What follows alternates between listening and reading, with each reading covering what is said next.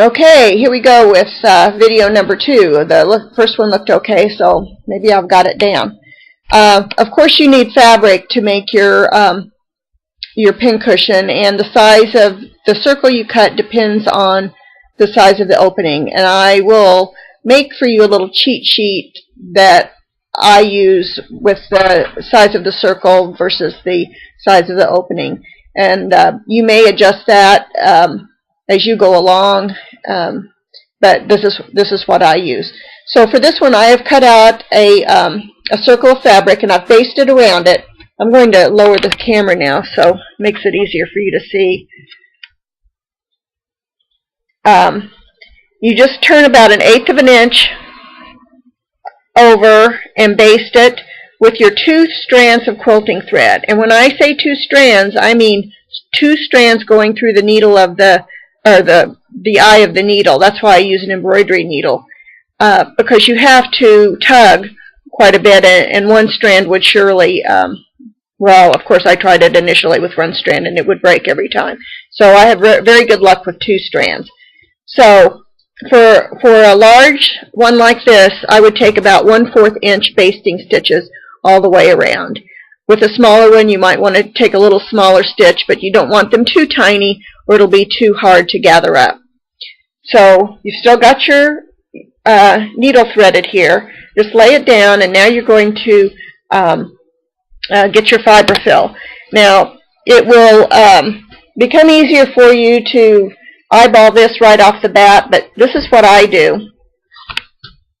I grab, let's scoot this back here. I grab a wad of fiber fill, and I kind of ball it up here and set it in the middle of my circle.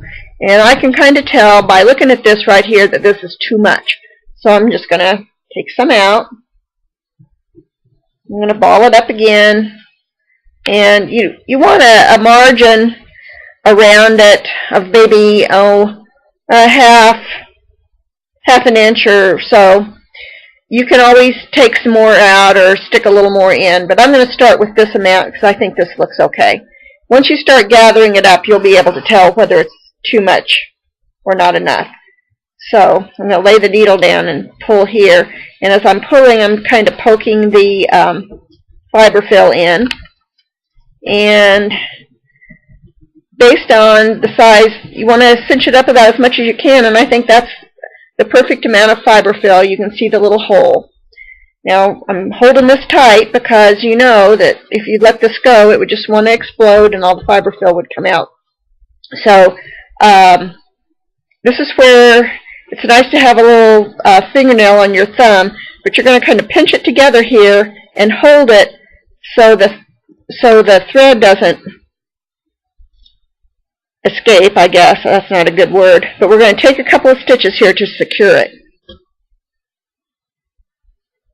Don't put the needle up under your thumbnail. Believe me, I've done that, and that's no fun.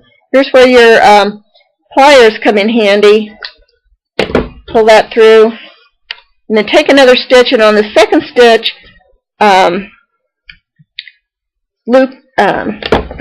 pass your needle through the loop, and then you're going to be secure, and it's not going to want to explode on you.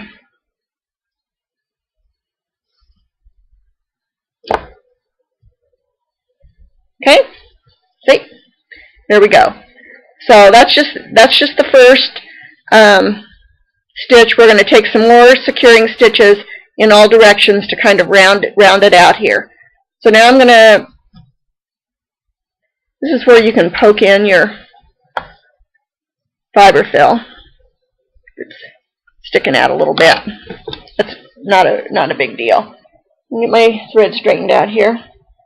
Okay, so now we're going to take a couple of stitches right here and go in right here and come out straight across from it.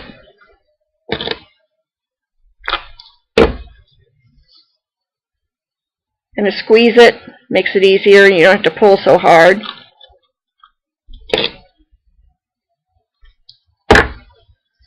And on the second one, pass your needle through the loop in the thread, and that secures it. Now this one's pretty round right here. And I guess you could stop here. I'm going to let you make that decision, but I go ahead and make some stitches going in each of these directions. So I'm going to go ahead and do that. You can just make that decision on your own whether you think you need to do that. Sometimes they're not that round at this point, but this one is. We're just going to take a minute to do this.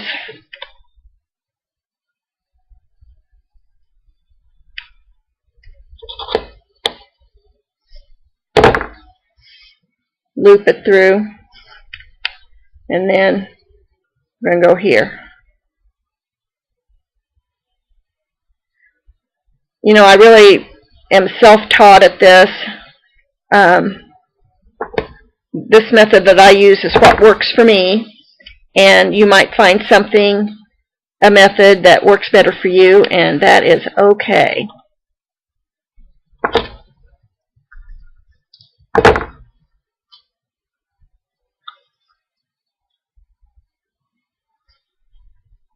Okay, so we're done with this. I am going to just kind of loop this through here one more time to secure it because it's kind of wanting to come loose a little bit. Okay, so that's all we do here. I'm going to cut the thread, leave a little bit, and then tie a knot. Make sure it's secure.